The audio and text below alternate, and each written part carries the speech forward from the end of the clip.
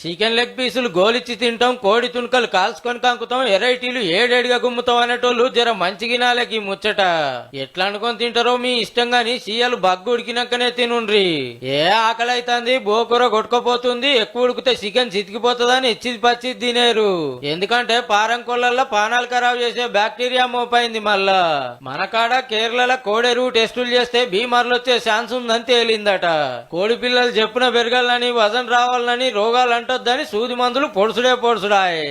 45 రోజులకే 2-3 కిలోలు అయితే అంటే చూడుర్రిగా.